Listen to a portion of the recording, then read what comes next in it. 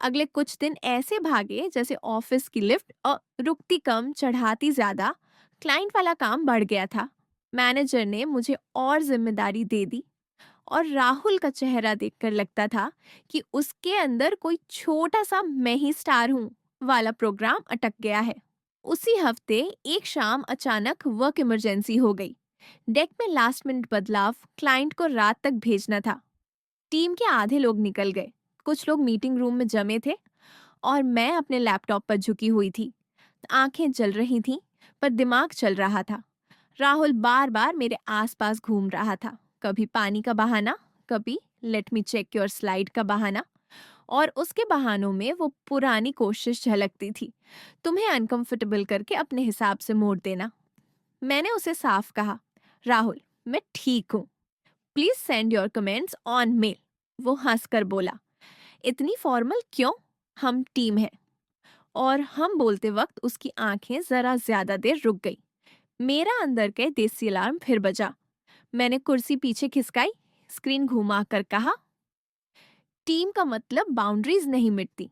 और वो पलट गया जैसे कुछ हुआ ही नहीं। साला, रात के 10 बज गए। मैनेजर ने फाइनली कहा, डन, गौरी ग्रेट हसल। और मेरा शरीर अचानक ढीला पड़ गया, जैसे किसी ने सारी टेंशन एक साथ निकाल दी हो। बाहर निकली तो ऑफिस की बिल्डिंग के शीशों में शहर की रोशनी उल्टी सी चमक रही थी। सड़कें गीली थीं और हवा में थकान की बदबू।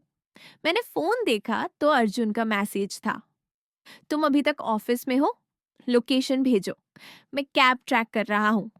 पढ़ते ही दिल में अजीब सी गर्मी आई, चिढ़ भी अपनापन भी।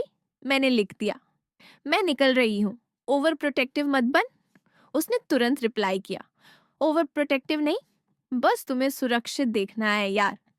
कैब आई, मैं बैठी और जैसे ही गाड़ी चली मेरा सिर सीट से टिक गया। आंखें बंद होती तो भी दिमाग में एक्सेल शीट तैर रही थी।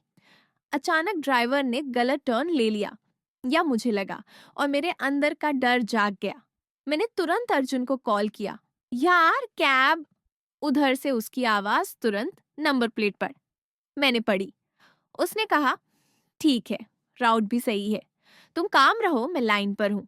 और बस उसकी लाइन पर होना मेरे लिए किसी सेफ्टी बेल्ट जैसा था। बाहर शहर भाग रहा था और अंदर मेरी सांसें धीरे धीरे ठीक हो रही थी। मैंने झुंझला कर कहा, तुम्हें क्यों इतनी चिंता होती है? अर्जुन ने हंसकर बोला, क्योंकि तुम मेरे दिमाग का इम्पोर्टेंट नोटिफिकेशन हो। मैंने आंखें घुमाई। बहुत फिल्मी है तू, वो बोला। फिल्मी नहीं, सच्चा। थोड़ी देर बाद कैब एक सिग्नल पर रुकी। बारिश फिर हल्की हल्की शुरू हो गई। मैंने खिड़की के बाहर देखा, लोग छाते लेकर भाग रहे थे। और अचानक मुझे अपना गांव याद आ गया, जहां रात में इतनी देर बाहर रहना ही बड़ी बात होती। और मैं यहाँ रात के 11 बजे कॉर्पोरेट से लौट रही थी, दिल में डर और गर्व दोनों लेकर। अर्जुन ने धीरे से पूछा, थक गई? मैंने सच बोला, बहुत, और थोड़ा टूट भी गई। उसने बिना उपदेश दिए बस कहा, ठीक है, टूटना अलाउड है, बस वहीं रहना नहीं। उसकी आवाज इतनी नरम थी कि मेरी आंखें में नम हो गईं। मैंने जल्दी से कहा, अरे रो नहीं रही। अर्जुन ने हल्के से बोला, रो ले तो भी प्रॉब्लम नहीं, बस अकेले मत रो। और उस अकेले मत ने मेरी छाती में कुछ खोल दिया। कैब हॉस्टल के पास पहुंची तो मैंने कहा, मैं उतर गई। अर्जुन तुरंत बोला, मैं नीचे आ रहा हूँ। मैंने चौंक कर कहा, पागल है क्या, रात हो गई। वो बोला, बस गेट तक, और कॉल कट। मैं कैब से उतरी तो हवा ठंडी थी, बारिश के छींटे चेहरे पर। गेट के पास सच में अर्जुन खड़ा था, बिना जैकेट, बस हाथ जेब में, जैसे वो खुद को भीगने दे देगा पर मुझे नहीं। मैं गुस्से और प्यार के बीच फंसी बोली, साले बीमार पड़ेगा। अर्जुन ने मुस्कुरा कर कहा, तुम्हें देख लिया, अब ठीक हूँ। और उस एक लाइन ने मेरी सारी झुंझलाहट पिघला दी। मैं अंदर जाने लगी तो पैर अचानक भारी लगने लगे, थकान का बोझ। अर्जुन ने बहुत धीरे से कहा, 1 मिनट, बस 1 मिनट खड़े रहो। तब मैं रुक गई। उसने मेरी तरफ देखा, ऐसे जैसे मेरे चेहरे पर दिन भर का स्ट्रेस पड़ रहा हो। फिर अपनी हथेली आगे बढ़ाई, आज तुमने बहुत किया, प्राउड। मैंने उसकी हथेली को देखा और बिना सोचे अपनी उंगलियां रख दी। वो पकड़ना नहीं था, बस टिकना था, जैसे मैं किसी मजबूत चीज को छूकर कह रही हूं, मैं ठीक हूं। बारिश की बूंदें हमारी उंगलियों पर गिर रही थीं और दुनिया में कुछ भी एक्सप्लिसिट नहीं था। फिर भी वो पल इतना इंटीमेट था कि मेरे दिल की धड़कन खुद से शर्मा गई। मैंने धीमे से कहा, आज राहुल ने फिर वियर्ड वाइब दी। अर्जुन की आंखें सख्त हुईं, पर आवाज शांत रही। तुमने उसे रोक दिया? मैंने सिर हिलाया। हाँ, पर अंदर से गुस्सा आता है। अर्जुन ने बहुत धीरे से कहा, गुस्सा सही है, पर तुम सेफ रहो, बाकी मैं हूं। मैंने तुरंत बोला, तुम ही सब नहीं हो अर्जुन। वो मुस्कुराया। पता है, इसीलिए तो तुम मुझे पसंद हो।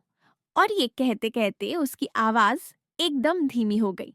एक पल को हम दोनों इतने पास थे कि मुझे उसकी सांस की गर्मी महसूस हुई। उसने मेरी भीगी हुई लट फिर से साइड की, वही फेमिलियर जेस्चर, और इस बार उसकी उंगलियां और मेरे गाल पर एक सेकंड ज्यादा रुक गई। मेरे शरीर में हल्की सी सिहरन दौड़ गई और मैंने भी अपनी नजरें नहीं हटाई। उसने बस इतना कहा, गौरी, तुम अपने आप को खो मत देना। और मैं फुसफुसाई, अगर कभी खोने लगी तो? अर्जुन ने मेरी उंगलियों को हल्का सा दबाया। तो मुझे बोल देना, मैं तुम्हें तुम्हारे पास वापस ले आऊंगा। उस वाक्य में कोई दावा नहीं था, बस भरोसा। मैं अंदर जाने लगी तो उसने पीछे से कहा, आज स्लीप कर लेना। और हाँ, कल सुबह मैं कॉफी नहीं, गर्म चाय लाऊंगा। मैं हंस पड़ी, मैडम कॉर्पोरेट को अब चाय चाहिए। अर्जुन ने भी हंसकर कहा, और गौरी को थोड़ा सा प्यार। मैं पलटकर उसे घूरने लगी। बहुत बोलता है, वो बोला। तुम्हारे सामने बोलना मेरी कमजोरी है। और मैं जो दिन भर स्ट्रांग बनने का अभिनय कर रही थी, उस रात बस एक सेकंड के लिए खुद को सॉफ्ट होने दिया। बाकी बातें बारिश ने और हमारे बीच की हवा ने बिना शब्दों के पूरी कर दी।